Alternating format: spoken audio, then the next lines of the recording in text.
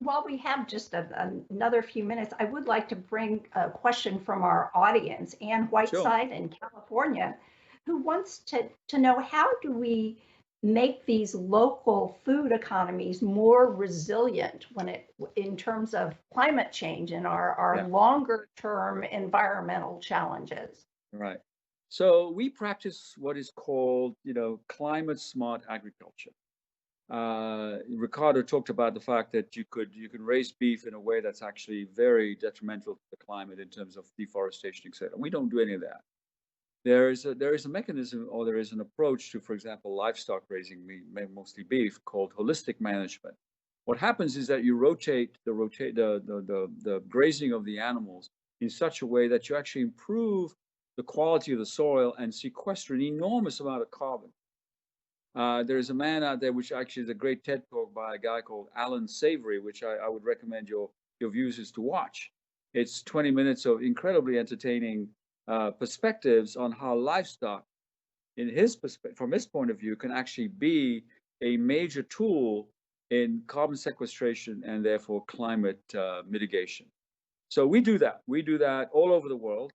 It's primarily based on managing the land in a way that's smart, and of course using the manure and the waste from the animals in a way that enhances soil quality, soil fertility, etc. So that is the fundamental approach we take to ensure that agriculture, the way we do it, is actually climate smart and sensitive, and actually climate improving.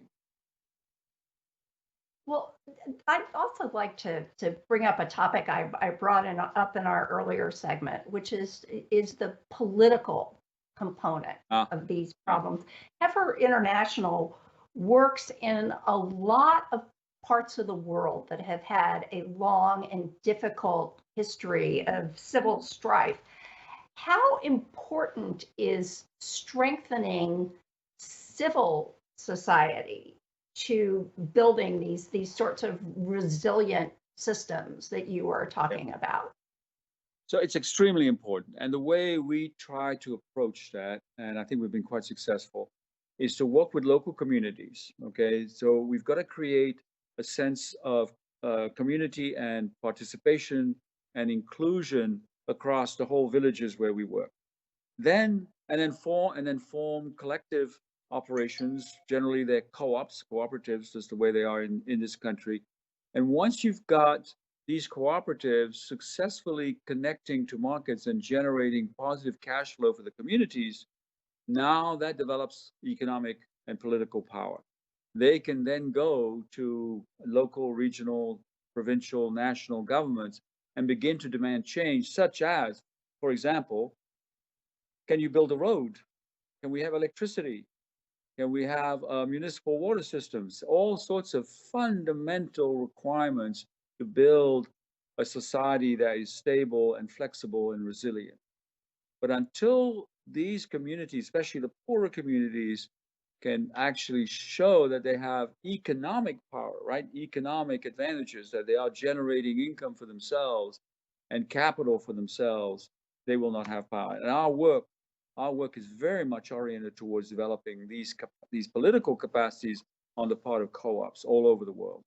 And it can be very successful because it's a sort of a self-feeding system. It's a virtuous cycle, because once you begin to have success in the marketplace, you have resources with which you can make more investment, which then generates more income and capital and savings, which then allows you to get the attention of the political infrastructure. And we've got lots of examples where that happens. But it all starts with the farmers being organized, self-motivated, self-reliant, accountable to themselves, and organizing themselves to sell higher quality goods at a profit.